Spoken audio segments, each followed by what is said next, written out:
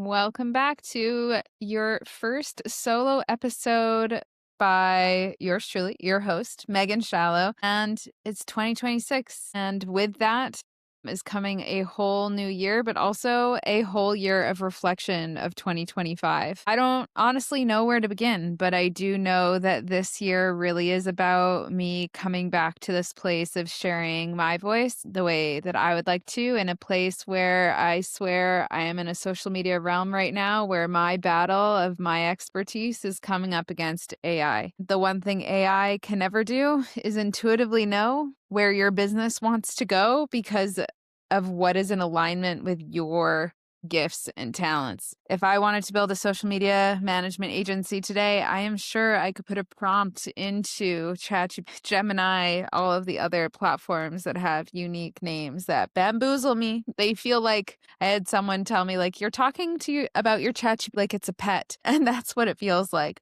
But with the shifts that are coming in the online world in general and social media, there has been a lot of moments here in 2025 where I have been pushed to almost think less and feel more. AI is it's causing us to actually not have to think so hard, which for me, I mean, as an intuitive person, I'm here for. I'd rather not have to use my analytical brain when I really want to stay in my intuition. But one thing that it's lost is I've noticed for many clients, they're showing me what AI is telling them to do.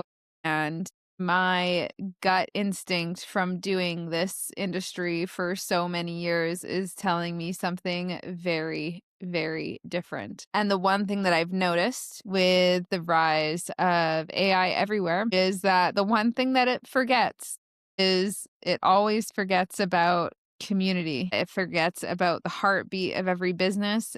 And the heartbeat of that business is always the founder, and the founder sometimes doesn't even know consciously what that heartbeat is. So when ChatGPT comes in and tells them an answer, they think that's their answer, and usually it's not. And that's where I come in. 2025, the year I barely showed up on camera consistently, the year that I really focused on communicating and building connection within the BNL team and trying so hard to pass along wisdom that cannot be written down and cannot be put into an SOP from memory anyways. Everything I say over the last year has been, "Oh, yes, that's something that I would usually do. Can you please put that in the SOP document?" And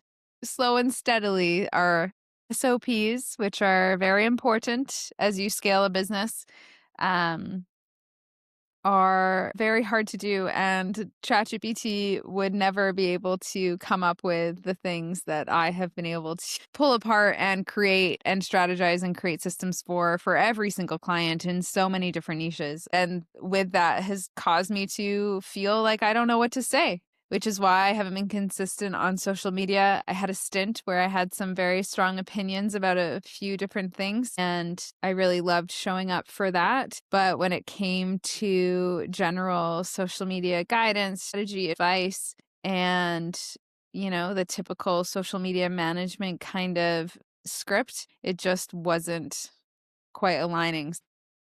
I went intuitive, and in the midst of all of that, my team held down the fort and created some awesome content as well.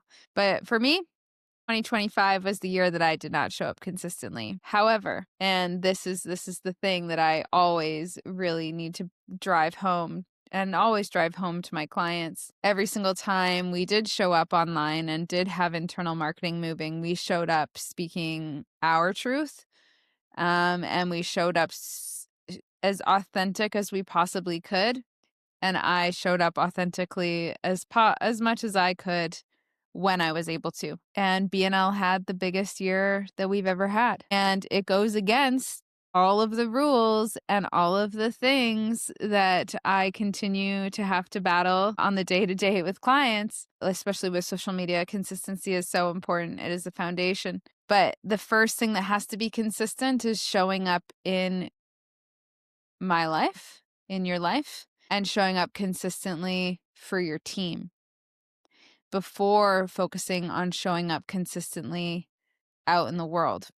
And that is what my 2025 was. It was learning how to show up consistently for myself, as myself, which I would say the last 9 years has been a identity like confusion of like who I am versus the version of BNL and the unicorn tights wearing gal versus the one that really just wants to hang out in her long blue coat in the woods with no makeup on at all times. And I will not lie that the Taylor Swift launch and everything that Taylor Swift did in this last year really inspired how that can be both. And 2026 is the year that I can start flexing that muscle again and showing up as, well, your chief social media officer. It's a term that I'm not going to drop. It's the term that is going to be launched in the TEDx that is hovering and coming around at some point in the new year here. But first, it's really about that connection to your own life and to your business before focusing on social media and chasing more money and doing all of the things. When you have that foundation of connection with those that are supporting you both personally and professionally, that will allow you to then scale online. And what I do notice is that a lot of people do it backwards. They focus on the outside world first, make sure everything looks the part, make sure everything on the outside is perfect, make sure all of the social media is perfect, make sure that everything looks in alignment, that you are an awesome brand and all of that. But then behind closed doors, your life doesn't feel like the life that you want, and your business is maybe not doing so hot. But from the outside looking in, it looks like it's doing great. And that's how I navigated the first 9 years of my business. From the outside looking in, everyone thought I was really successful. Everyone thought my life was so cool. Everyone on the outside kept giving me feedback of how amazing things had been, how amazing I had, like all of the magic that I had created, the team that I had. There was an assumption that everything was going like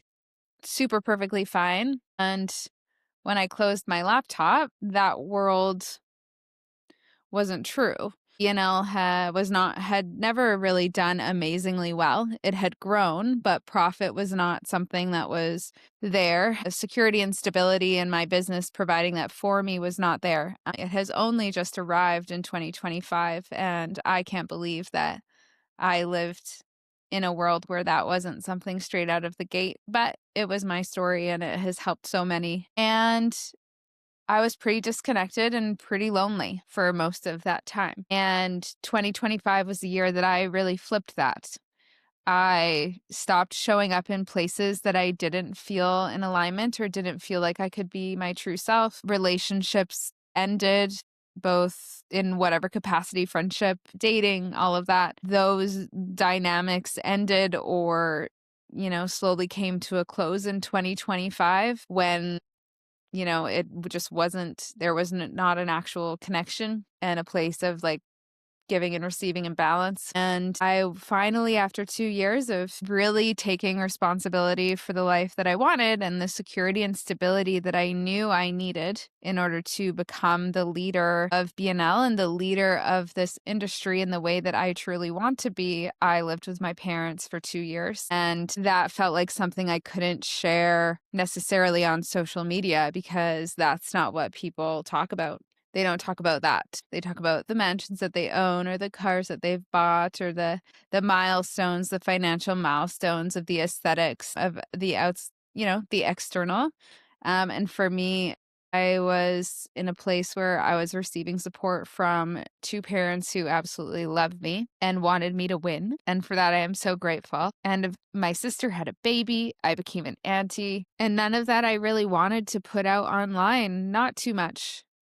Because it was very intimate and it was the opposite of what the stories that are told out there of like how to build a successful business.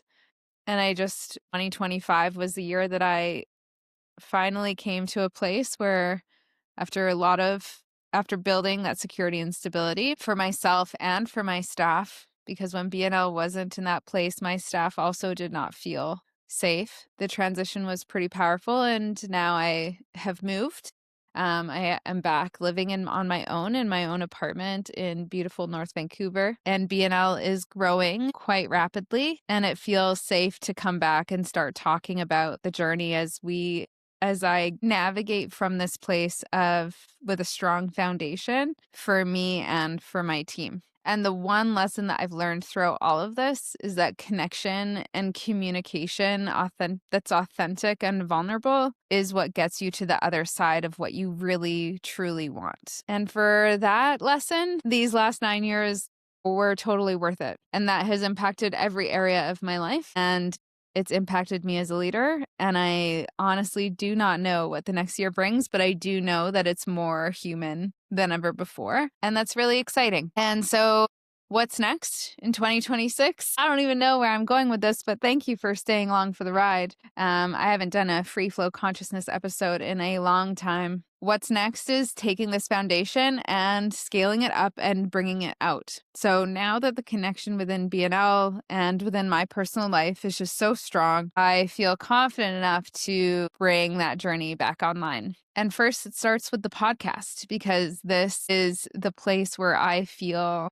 like I can share everything, and it is my place for my voice. We will have guests, but it'll be very intuitively driven, not scheduled. And as always, because for those that know me, know that as soon as I feel like there's a schedule, I will do nothing. So there will not be a schedule or a strategy to this podcast, but rather a very intuitive, guided drop of episodes, which I know for me I am feeling into ideally weekly by the end of the year, but it's a muscle that will continue to stretch as we go. And the purpose of Fly Flamingo Fly will be, and always will be, to support entrepreneurs to take ownership of their business and their social media, and to not drop the ball because your dreams are too big to not be seen. And it's why I've chosen the flamingo. The flamingo is the one that stands out amongst the crowd, and every single person that listens to this podcast is the flamingo in their own life, industry, business, or even if you are work in a company, you are probably an entrepreneur and you still stand out amongst the masses. And so I want to thank you all for listening and continuing to support me throughout all of this time.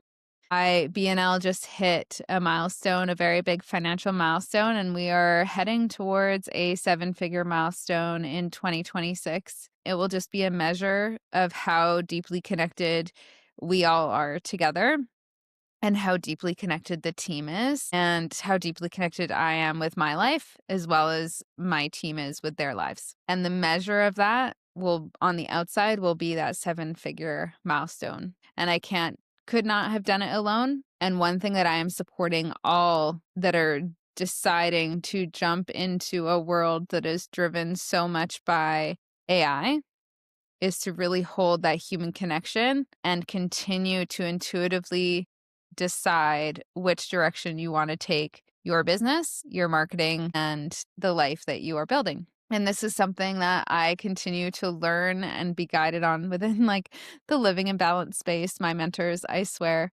if you are a woman in business listening and you are scaling something purpose driven, and it's it's a business that has got its own wings and you just feel like you're along for the ride sometimes, this space has been the game changer for me. And so I always have to give credit where credit is due. But if I were to leave with one theme for 2026, it would be stop focusing on the external and start focusing on the internal. And you will find so much more joy and results than you do if you keep focusing on followers, likes, views, engagement, all of that KPI crap that is very important in marketing, but it is not important in deciding the success of your company. What is important is how connected you are to the work that you're doing and the people that are helping you. So that is the wisdom that I got from 2025, and I am so excited to see what 2026 brings. And I shall leave you with that. It has been a ride, and an emotional one, but a really good one. And I couldn't have done it without all of the people in my life. And for those that are listening, you know who you are. And here's to a really awesome new year where enter our own era of showing up true to what we believe in and not feeling scared to share our opinions on what really matters most. And with that, I shall leave you until next time, which I'm really excited to continue to find the rhythm. And as Fly Flamingo Fly continues to grow, I always love to hear if you want to leave a review or a comment or share anything that you felt inspired to talk about, or any results that you've seen from a random thing that I have said. Because normally after I've done these episodes, I can't remember what I've said at all. But I really hope something resonated for you, and I'm looking forward to continuing to share the journey that is BNL as we go from being a half a million valued revenue, like annual revenue of 500,000 a year, to 1 million a year. And that is the purpose of this podcast moving forward, is to share how we get to that milestone. And now I shall leave you with that. So wherever you are, if you're walking, chilling on the couch, waking up, about to go to bed, I wish you the best of luck as you continue on your journey. If you are an aspiring entrepreneur, take the leap and fly. If you are an entrepreneur right now, just continue to be the flamingo. Do everything in your power to be different. It is worth it. And I love you. Until next time.